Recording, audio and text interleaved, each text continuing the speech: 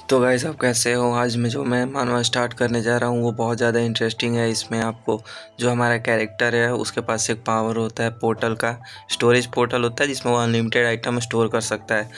और एपोक्लिप्स के पहले वो बहुत सारा आइटम अपना स्टोर कर लेता है और देखते हैं कि वो कैसे सर्वाइव कर पाता है। तो चलिए स्टार्ट करते हैं। तो कहानी के स्टार्टिंग में मेन कैरेक्टर को दिखाया जाता है जिसका नाम चेन होता है और उसको लोग बोल रहे होते हैं मैंने आपका 100 चिकन का पार्सल लेके आ गया हूँ। दूसरा बोलता है कि सर मैं आपका 100 रोस्टेड डक का पार्सल लेके आ गया हूँ। फिर तीसरा बोलता है कि सर मैं आपका 100 पोर्शन पॉक का भी ला दिया हूँ। और वैसे ही सारे लोग अपना अपना बताते हैं। उसके बाद ये बोलते हैं ठीक है सारे लोग अब यहाँ से जा सकते हो। तो जो डिलीवरी बॉयज़ होते हैं वो आपस में बात करते हैं कि इसको कितना भूख लगता है यार, इसने कितना आइटम मंगा रखा है। और फिर उसमें से एक बोलता है कि लगता है ये बहुत ज़्यादा ही रिच है, इसको पैसे वेस्ट करने की बहुत ज़रूरत है। उसके बाद चैन सारे बिल्स को देखता है और उसके बाद वो दरवाजे को खोलता है और अपने गुड्स को देखता है जो उसने डिलीवरी में मंगाए हुए थे। और वो देखता है और बोलता है कि बहुत सारे डिलीशियस चीज़ें आ चुकी हैं। उसके बाद वो अपने पोर्टल में सारे के सारे आइटम्स को रिस्टोर कर लेता है और जितने भी आइटम रिस्टोर करता है वो सारे के सारे उसमें फ्रेश रहते हैं। ये उसकी पोर्टल की खासियत होती है। फिर वो सोचने लगता है कि 27 दिन बस बचे हुए हैं, उसके बाद सारा वर्ल्ड तबाह हो जाएगा, एपोक्लिप्स स्टार्ट हो जाएगा और लोग इधर उधर भागने लग जाएंगे। 80% लोग मारे जाएंगे और बस स्टार्टिंग डेज में 20% लोग सर्वाइव कर पाएंगे, जिनमें से जो लोग भी बचेंगे उनको अलग अलग टाइप्स की पावर मिलेगी, एलिमेंटल पावर। और मुझे उनमें से सबसे रेयर पावर मिला हुआ है स्पेस एट्रीब्यूट पावर, जिसमें कि मैं अनलिमिटेड आइटम को स्टोर कर सकता हूँ। फिर चीन अपने पास्ट के बारे में बताने लगता है कि उसके बाद मेरे को जब ये वाइट का पावर मिला था तो मैं अपने स्पेस पोर्टल में चला जाता था और जितना मन करे उतना खाता था, उसी में रहता था और वेट कर रहा था जब तक कि सारे के सारे ज़ॉम्बीज़ ख़त्म ना हो जाए। लेकिन जब मैं बाहर आया तो मुझे पता चला एक भी ज़िंदा इंसान नहीं बचा है। मैंने बहुत खोजा, लास्ट में मुझे कोई भी नहीं मिला। इसके बाद मैं बहुत अकेला पड़ गया था और फिर मैंने मरने का डिसाइड किया और मैंने खुद से गड्ढा खोदा और खुद ही उसमें सुसाइड कर लिया।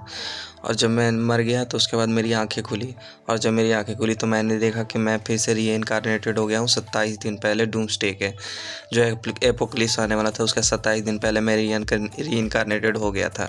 लेकिन जो मेरा स्टोरेज पावर था वो मेरे पास ही था, वो कहीं नहीं गया था। फिर मैंने सोचा कि पिछले लाइफ में जितने भी लोग सर्वाइव कर पाए थे वो भूख से ही मर गए, क्योंकि बिना खाने और पानी के कोई भी सर्वाइव नहीं कर सकता है। जबकि मेरे पास जो पावर है उसमें कितना भी स्टोरेज कर लो वो कभी भी ख़राब नहीं होता और एकदम फ्रेश रहता है और उसी टाइम फ्रोजन हो जाता है। और चीन यही सब सोच रहा होता है तब तक उसको एक कॉल आता है। कॉल पे उधर से आवाज़ आता है कि मिस्टर चीन जल्दी से ऑफिस आओ, मुझे तुमसे बात करनी है।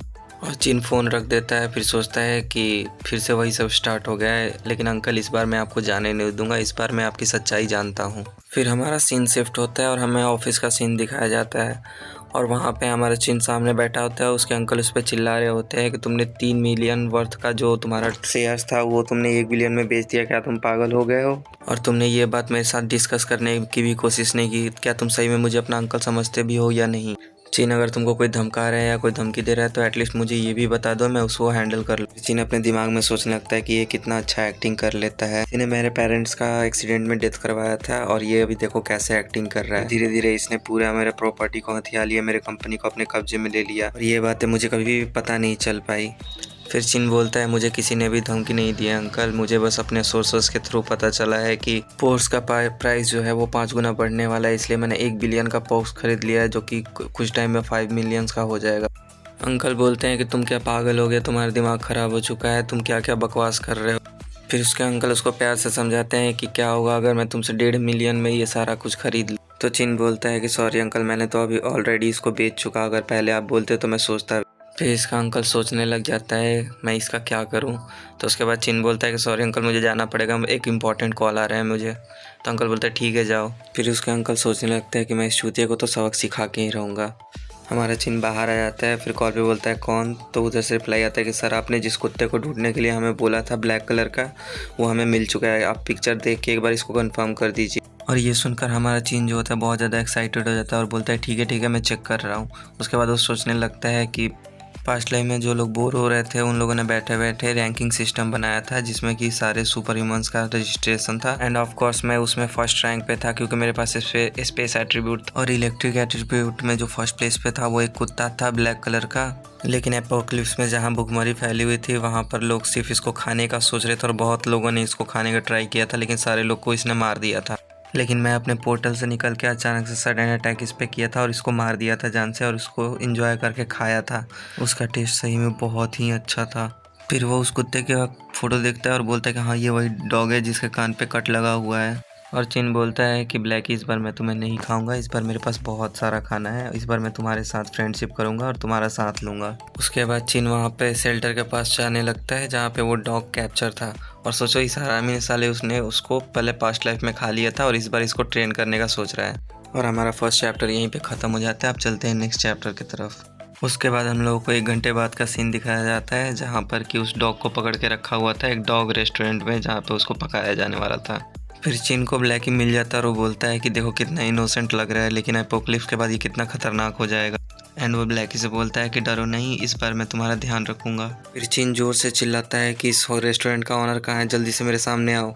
फिर उसका बॉस दौड़े दौड़े आता है और बोलता है कि सर मैं आपकी कैसे हेल्प कर सकता हूँ। तो चिन बोलता है कि तुमने मेरे कुत्ते को चुराया है, तुम्हारी हिम्मत कैसे हुई मेरे कुत्ते को चुराने की? अगर मैं अभी टाइम पे नहीं आया होता तो तुमने अभी इसको प्लेट में सर्व कर दिया होगा। फिर वो ऑनर बोलता है कि सर मुझे नहीं पता था, मुझे लगा कि ये स्ट्रे डॉग है, रोड पे रहने वाला कुत्ता है, मुझे पता होता कि आप इसके मालिक है तो मैं इसको नहीं पकड़ता। लेकिन सर शायद आपको कोई गलती हुई, क्योंकि एक ही जैसे दिखने वाले बहुत सारे कुत्ते होते हैं, ये आपका कुत्ता नहीं है, ये रोड साइड कुत्ता है। चिन बोलता है कि तुम साले ऐसे नहीं मानोगे, रुको मैं पुलिस को कॉल करता हूँ, उसे ही बुलाता हूँ। फिर उस रेस्टोरेंट का जो मालिक होता है वो डर जाता है और उसका फ़ोन छीनने लग जाता है और बोलता है कि सर प्लीज़ रुक जाइए। चिन बोलता है कि तुम बहुत ज़्यादा बहादुर हो, तुम मुझे मारने का कोशिश कर रहे हो, तुम्हें तो सबक सिखाना ही पड़ेगा। उसके बाद उसके पैर पे मारता है, उसका हाथ पकड़ता है और उसको गिरा देता है। फिर वो मन में सोचने लगता है कि 10 साल तक एपोक्लिप्स वर्ल्ड में ट्रेनिंग करने के बाद मैं इन चूतियों को तो आराम से संभाल सकता हूँ।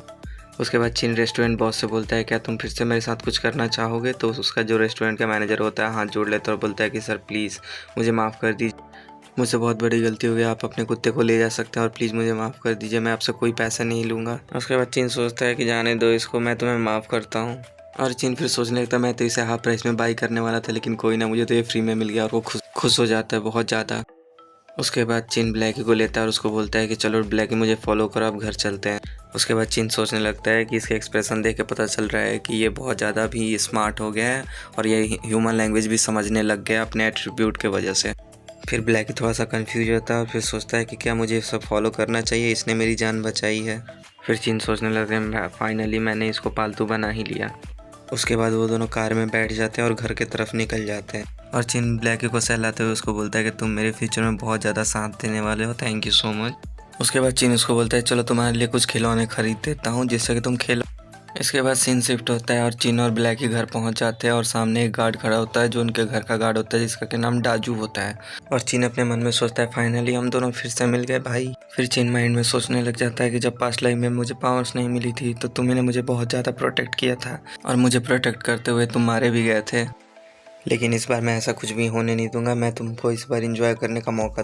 एंड हमारा सेकंड चैप्टर भी यहीं पे ख़त्म हो जाता है। उसके बाद हम बढ़ते हैं थर्ड चैप्टर की ओर। चैप्टर के स्टार्टिंग में चिन बोलता है डाजू से कि क्या तुम अपने वर्क के बाद मेरे साथ कुछ टाइम स्पेंड करना चाहोगे? तो डाजू बोलता है सॉरी भाई, मुझे मेरी माँ ने मना किया है कि फालतू की चीज़ों में नहीं पढ़ना चाहिए। फिर चिन उससे पूछता है कि हैं तुम्हारी मॉम ने तुमसे ऐसा क्या बोल दिया?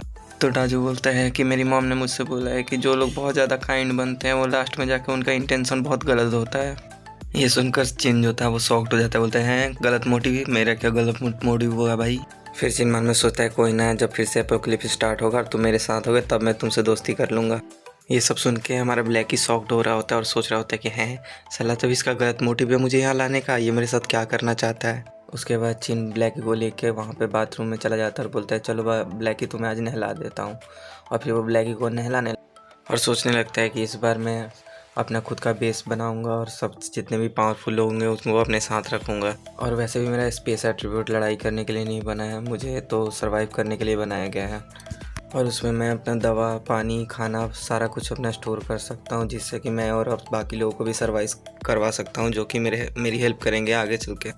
उसके बाद उसको सडन याद आता है अरे मुझे तो इलेक्ट्रिक बैट्स खरीदने थे अपनी सेफ्टी के लिए।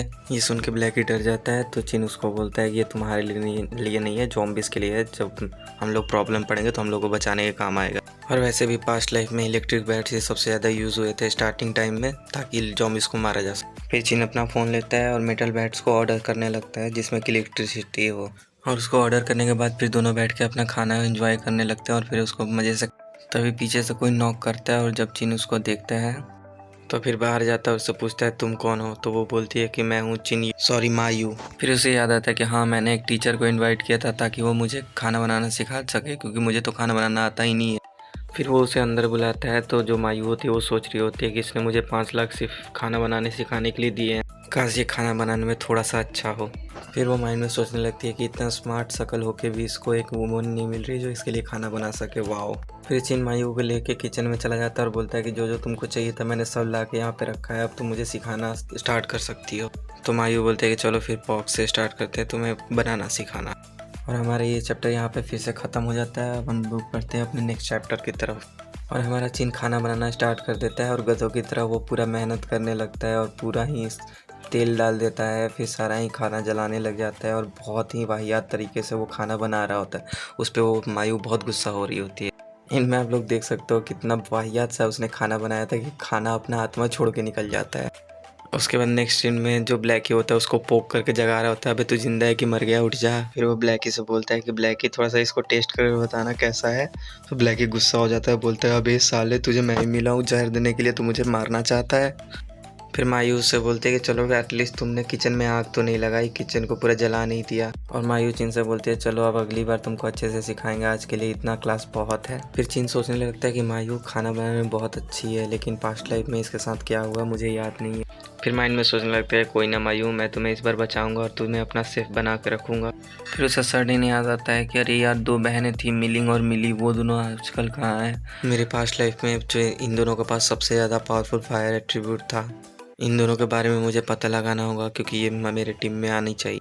और फिर वो सोचता है कि बच्चे चूज़ करते हैं, मुझे तो वो दोनों के दोनों चाहिए मेरी टीम में। फिर चिन कॉल करता है और वो किसी को और बोलता है कि तुम्हें 3 दिन का टाइम दे रहा हूँ, मुझे इन दोनों बहनों के बारे में पूरा का पूरा जानकारी चाहिए। वो दोनों को क्या खाने में पसंद है क्या नहीं, मेरे को हर एक चीज़ का नॉलेज होना चाहिए। उसके बाद सीन शिफ्ट होता है और उसके पास बस 5 दिन बचे हुए होते हैं डूम्सडे से पहले, और उसने बहुत सारी खाने की चीज़ें, मछली, अंगूर, सेब, संतरे सब कुछ अपने स्टोरेज में स्टोर कर लिया होता है। उसके बाद सीन शिफ्ट होता है और वो बताता है कि अब बस 4 दिन बचे हुए हैं डूम्सडे में, और मैंने जो प्रोटेक्टिव सूट मंगाया था वो आ चुका है, और दूसरा प्रोटेक्टिव सूट डाजू के लिए मैंने भी मंगा लिया है, वो भी सेफ रहेगा। उसके बाद नेक्स्ट डे उसका जो बैट होता है इलेक्ट्रिक बैट वो भी आ चुका होता है, और डिलीवरी बॉय उसको बता रहा होता है कि सर ये लोगों को शॉक देने के लिए काफ़ी है, अगर आपने इसको कुछ ज़्यादा देर के लिए किसी को शॉक दे दिया तो वो मर भी सकता है, ये बहुत ज़्यादा पावरफुल है।